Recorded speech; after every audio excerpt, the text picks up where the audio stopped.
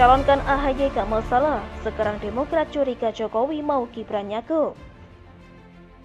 Partai Demokrat mempertanyakan langkah pemerintah yang mengubah sikap dari mendukung menjadi menolak pembahasan RUU Pemilu. Wasekjen DPP Partai Demokrat Irwan mencurigai langkah tersebut diambil karena Presiden Jokowi ingin menyiapkan putranya Gibran untuk maju sebagai calon gubernur DKI Jakarta pada Pilkada 2024. Mungkinkah keputusan ini dilatari oleh kemungkinan Presiden Jokowi mempersiapkan keberangkatan Gibran dari Solo ke Jakarta? Karena dirasa terlalu cepat jika Gibran berangkat ke Jakarta tahun 2022, kata Irwan.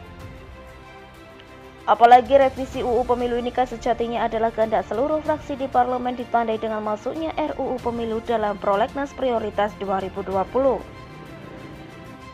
Mengapa sejak Presiden Jokowi statement menolak kemudian dibarengi partai koalisi pemerintah semuanya balik badan? Katanya,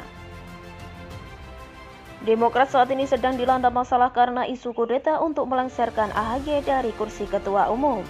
Artinya, partai ini tidak begitu solid dan sedang goyah akibat adanya ketidakpuasan terhadap AHY yang diangkat sebagai ketum, secara tidak fair atau dipaksakan menurut sebagian kader.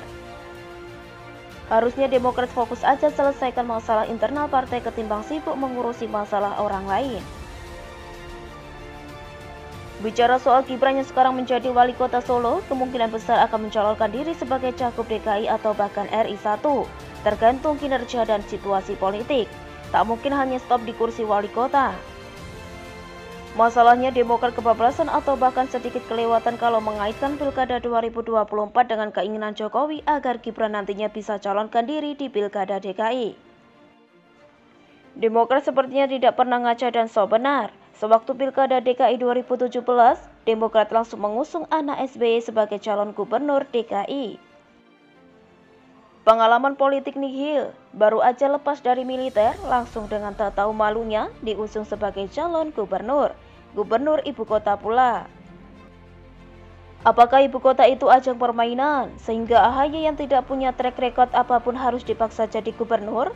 Bukankah ini yang harus dicurigai? Kenapa AHY ngotot diusung sebagai calon gubernur ibu kota? Dan yang lebih lucunya lagi, kalau menurut pengakuan sebagian kader senior, kenapa AHY ngotot diangkat sebagai ketua umum partai? Dari sini, mari kita simpulkan, siapa yang lebih berambisi dan terlihat sangat bernafsu? AHY dulu langsung tumbang di putaran pertama Pilkada DKI, sekarang jadi ketum Demokrat. Itu pun ada sebagian kader yang merasa ini dipaksakan. Bahasa kasarnya, AHY masih belum layak jadi pemimpin. Jadi pemimpin partai aja masih belum lulus, apalagi mau jadi pemimpin negara, ini masih terlalu jauh.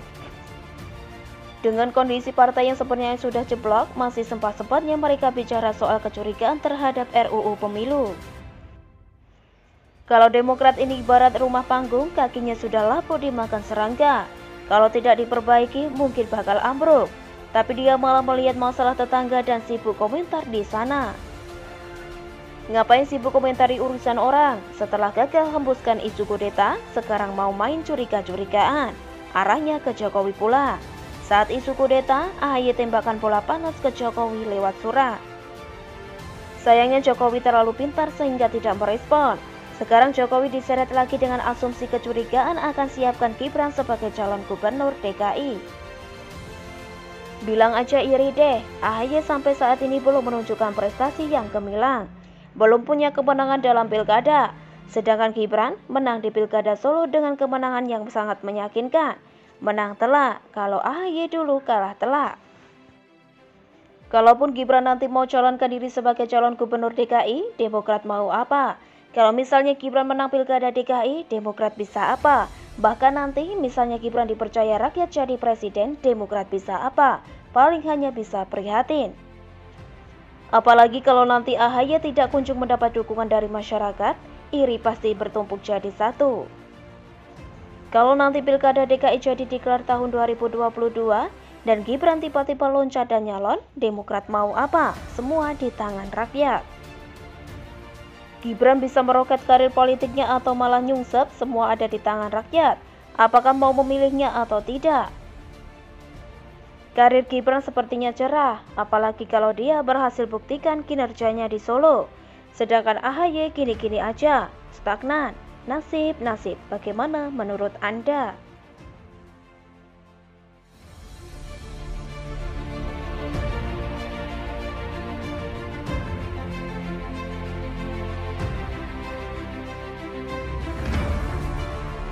Salah strategi, baper dan jadikan koruptor pengurus partai, AHY semakin terpuruk. Kehadiran Partai Demokrat di negeri ini cukup fenomenal. Pasalnya, hanya butuh beberapa tahun saja setelah berdiri, partai berlambang bintang Mercy itu menjelma menjadi partai pemenang pemilu, mengalahkan Golkar dan PDIP yang sebelumnya selalu mendominasi. Berikut cerita kehebatan Partai Demokrat itu.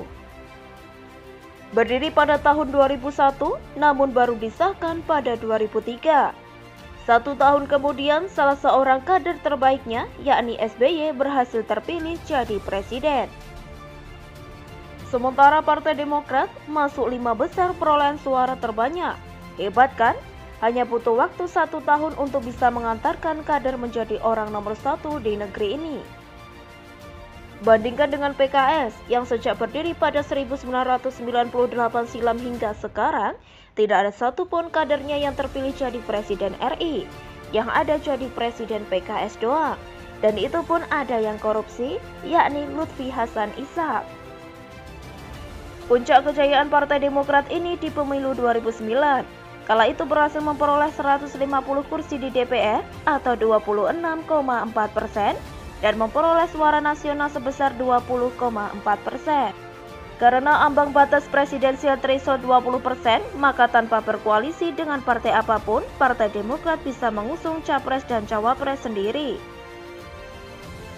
Hanya saja, seperti yang pernah disampaikan oleh Abraham Lincoln, bahwa hampir semua orang bisa menghadapi kesengsaraan. Tetapi jika ingin menguji karakter seseorang, beri dia kekuasaan.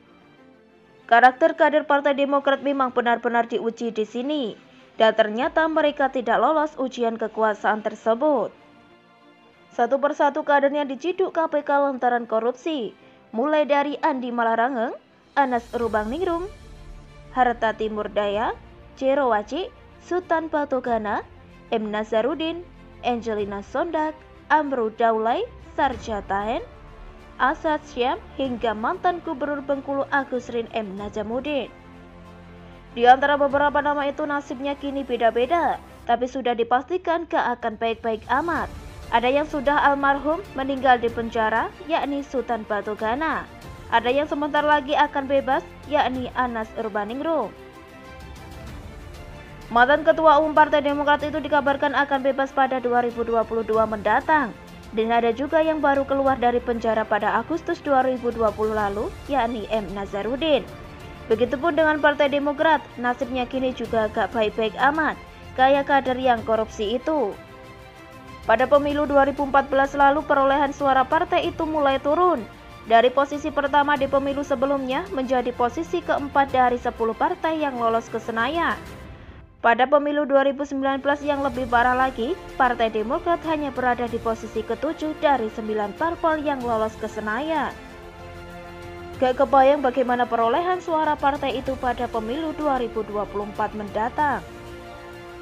Saat ketua umumnya masih legend, SBY saja yang konon katanya ahli strategi, perolehan suara Partai Demokrat di ujung tanduk.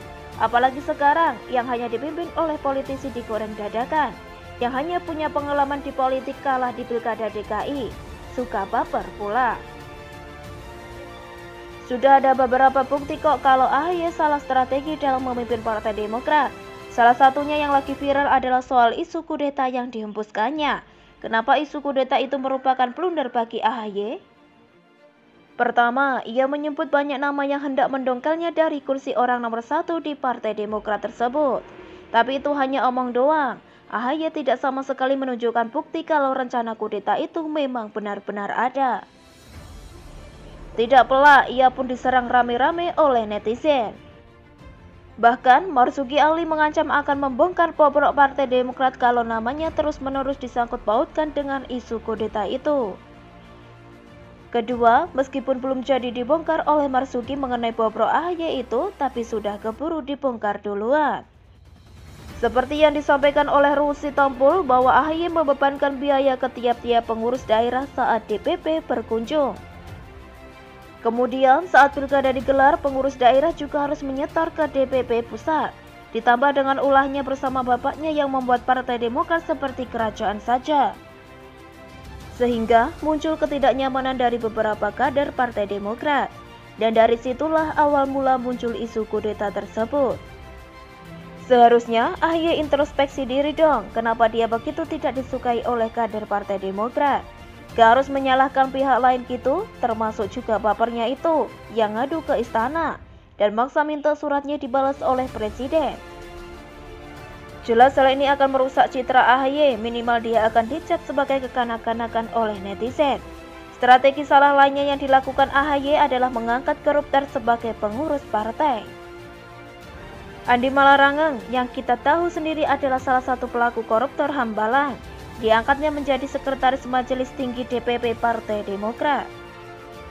Beda dengan partai lainnya justru menonaktifkan bahkan memecat kadernya yang korupsi, ini malah diangkat menjadi elit partai.